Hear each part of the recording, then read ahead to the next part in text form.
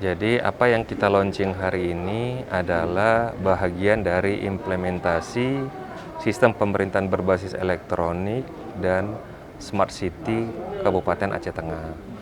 Nah, untuk menjalankan sistem pemerintahan berbasis elektronik itu, maka kita perlu melakukan integrasi di berbagai layanan publik yang ada, yang selama ini sudah diberikan layanannya oleh Kabupaten Aceh Tengah.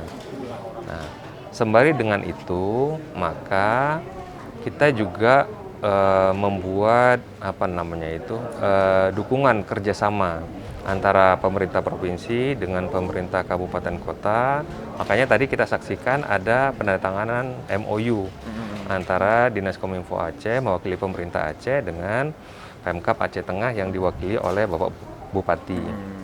Nah, sembari itu ada penekanan khusus kami dari pemerintah provinsi bahwa pembangunan Smart City Aceh Tengah itu sebaiknya harus memiliki integrasi dengan rencana pembangunan Aceh Smart Province di level provinsi. Maka kemudian kita coba membangun atau membuat kegiatan yaitu penyusunan rencana induk Aceh Tengah Smart City yang hari ini juga dilaksanakan.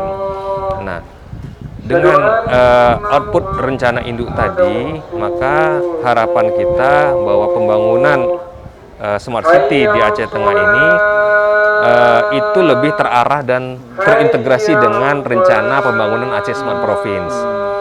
Ada beberapa aplikasi yang sebenarnya sudah diadopsi oleh pemerintah kabupaten kota termasuk Aceh Tengah dalam rangka penerapan sistem pemerintahan berbasis elektronik maupun Smart City ini.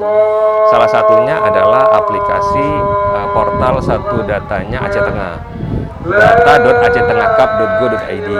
Harapan kita ke depan dengan adanya ini, maka kita saling sharing. Bisa nanti kegiatan SPB ini atau Smart City ini menggunakan dana provinsi atau menggunakan dana dari kabupaten kota. Ya kan, sharing. Sekarang nggak zamannya lagi berjalan sendiri-sendiri. Kita harus saling berkolaborasi. Karena tetap semua masyarakat, layanan masyarakat ini berada di kabupaten kota. Provinsi tidak punya masyarakat gitu. Terus berbicara lebih luas lagi, kira-kira ini kan dampaknya ke masyarakat apa kira-kira nanti Bang dengan adanya program ini gitu? Apakah pelayanannya yang lebih baik atau gimana? Yang pertama dengan beberapa aplikasi yang sudah diadopsi, contoh seperti PPID, maka diharapkan adanya keterbukaan informasi.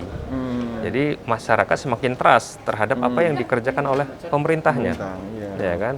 Masyarakat minta informasi terkait dengan misalnya anggaran A untuk pembangunan ini, nah, ya kan? Itu terbuka, masyarakat bisa tahu. Nah, di situ juga mendorong terhadap kontrol masyarakat terhadap apa yang dilakukan oleh pemerintah dalam penggunaan anggarannya. Nah, itu dia. Nah, kemudian untuk Smart City-nya sendiri karena smart gitu, smart itu kan cerdas. Artinya bahwa apa yang dilakukan oleh pemerintah dalam menyelesaikan persoalan-persoalan di masyarakat itu tidak lagi dilakukan secara konvensional. Harus berpikir think smart. Iya kan, harus smart gitu. Jadi sebagai contoh misalnya bahwa hampir sebagian besar rakyat yang ada, masyarakat yang ada di Aceh Tengah ini misalnya berkebun kopi, gitu kan. Maka think smartnya adalah, kalau mereka berkebun pasti mereka tidak bisa datang ke kantor pemerintahan dari jam 8 sampai dengan jam 5 sore, karena mereka ke kebun. Nah, maka kemudian pemerintah harus memberikan layanan itu 1x24 jam kepada masyarakat melalui aplikasi online tadi, sehingga masyarakat tetap bisa memenuhi kebutuhannya. Misalnya dia ingin melakukan update terhadap data kependudukannya.